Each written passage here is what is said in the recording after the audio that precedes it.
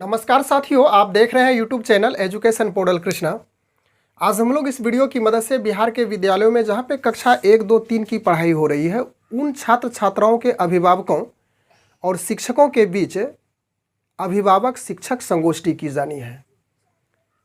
इससे रिलेटेड बिहार सरकार शिक्षा विभाग की ओर से एक पत्र भी जारी किया गया है, जिसका पत्रांक 5408 और दिनांक 10/8/2023 है।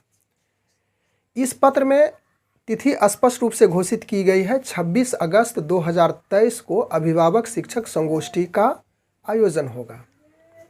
याद करें, सबसे पहले अभिभावक शिक्षक संगोष्ठी का आयोजन 20/10/2022 को, जो कि पहली कक्षा के विद्यार्थियों के अभिभावकों के साथ शिक्षक की संगोष्ठी की गई थी। उसमें चहक से रिलेटेड यानी कि जो FLN है, बुनियादी भाषा और संख्या ज्ञान से संबंधित उन बच्चों में वर्ग के सापेक्ष उनके कौशल को विकसित करने का मुख्य ध्येय था। तो हम लोग खास करके इस वीडियो में मुख्य रूप से उस दिन जो गतिविधि की जाएगी बच्चों के द्वारा, उन्हीं की चर्चा करने वाले हैं। पहली गतिविधि होगी वर्ण पर्ची का खेल और दूसरा होगा संख्या टाइपिंग का खेल।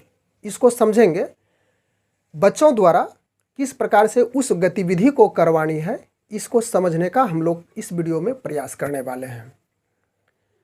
उद्देश्य तो हम लोग एक वीडियो के माध्यम से समझ ही चुके हैं, लेकिन कुछ हम लोग समझ लेते हैं यहाँ पे संक्षिप्त में कि यह जो बुनियादी भाषा और संख्या ज्ञान मिशन के तहत कक्षा 1 से 3 तक के जो बच्चे हैं, जो विद्यार्थी हैं, उसको वर्ग के सापेक्ष उसमें उपलब्धि प्राप्त करना, उसमें ज्ञान की वृद्धि करवाना, यानी कि कक्षा 1 के विद्यार्थी यदि हैं तो उनमें उस वर्ग के सापेक्ष कितनी उपलब्धि होनी चाहिए, कितना कौशल होना चाहिए, कितना ज्ञान होना चाहिए, मुख्य रूप से इसका उद्देश्य यही है। दूसरी कक्षा में कितनी उपलब्धियां होनी चाहिए, तीसरी कक्षा के बच्चों के लिए कितनी उपलब्धियां होनी चाहिए, यही उसका मुख्य उद्देश्य है।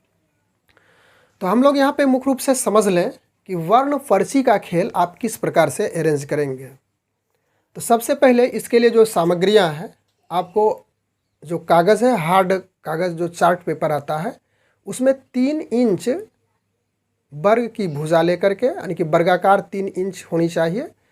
उसमें कुछ वर्ण आप नोट कर देंगे, कुछ वर्ण को लिख लेंगे पहले से ही।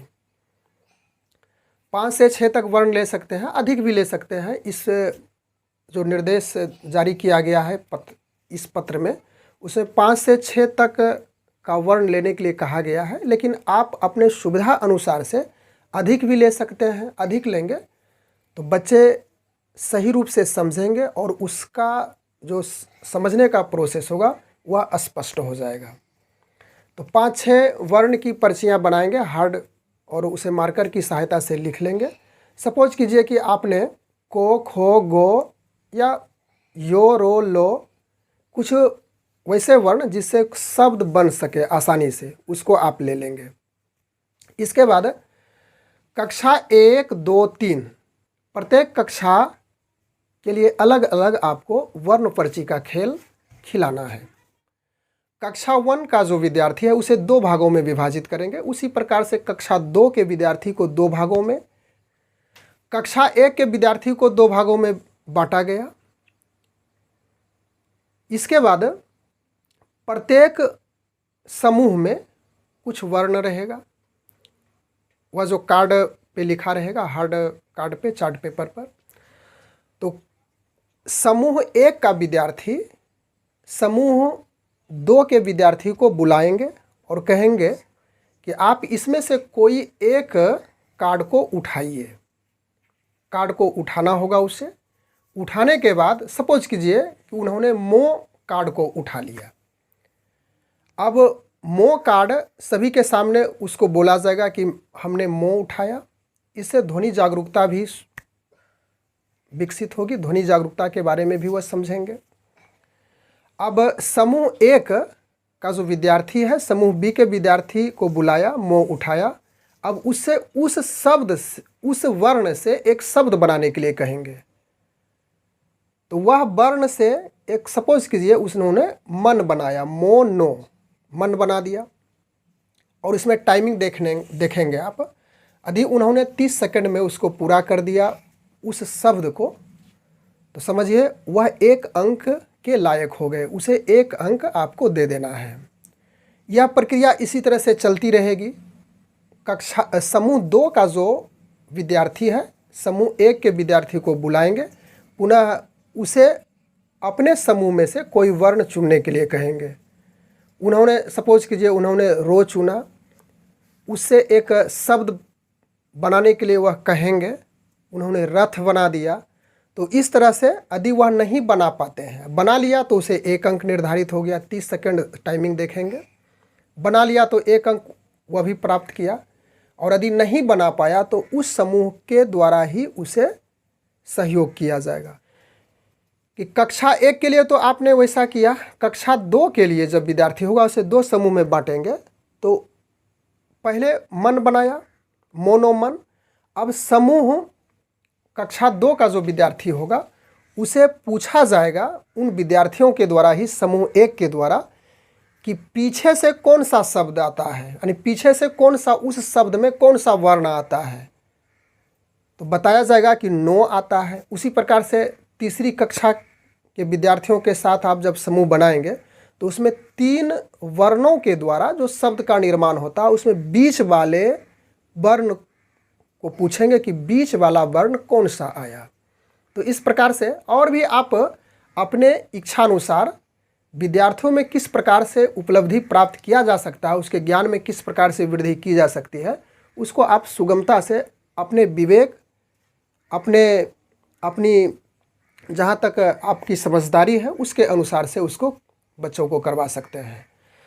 उसके बाद हम लोग बात कर लें संख्या टाइपिंग का खेल। टाइपिंग का अर्थ हम लोग समझ ही चुके थे कि संख्या को चुनना। इसमें क्या करना है कि एक उसी प्रकार से चार्ट पेपर जो कि 4 इंच का होगा, उस पे संख्या डिनोट कर देंगे। ध्यान रहे कि समूह में जितने विद्यार्थी हैं उतने ही कार्ड, उतनी ही संख्या को लेनी है।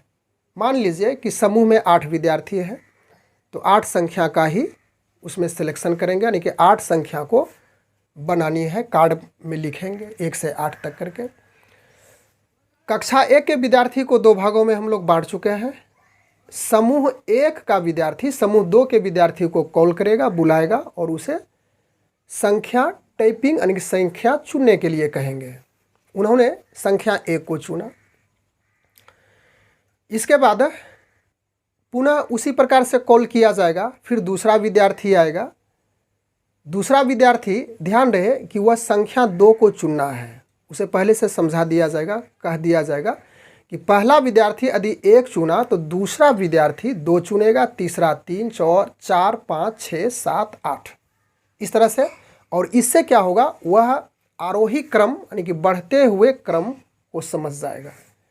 इस प्रकार की प्रक्रियाएं चलेगी। कक्षा 2 का जब विद्यार्थी आएगा, इसमें कुछ संख्या को बढ़ाते चलेंगे, यानी 1 से 150 तक की संख्या को लिखेंगे उस चार्ट पेपर में जो कि 4 इंच का होगा, मार्कर की सहायता से।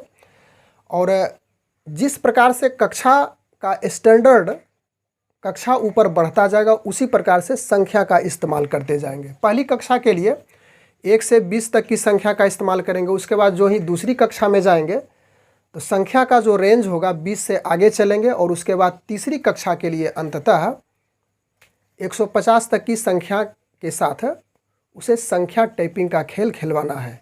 विशेष रूप से यदि यहाँ तक बातें स्पष्ट नहीं हो पाई होगी तो पत्र में सारी बातें स्पष्ट रूप से इंगित की गई है कि किस प्रकार से आपको संख्या टाइपिंग का खेल और वर्ण पर्ची का खेल उस दिन यानी कि 26 अगस्त 2023 को बच्चों द्वारा अभिभावकों और शिक्षकों के समक्ष करवाना है। इसकी जानकारी आप उस पत्र के माध्यम से प्राप्त कर लेंगे। बस आज के वीडियो में हम लोग इतनी ही चर्चा करने के लिए उपस्थित थे। मिलते हैं अगले वीडियो में पुनः एक नए टॉपिक के साथ। तब तक के लिए धन्यवाद।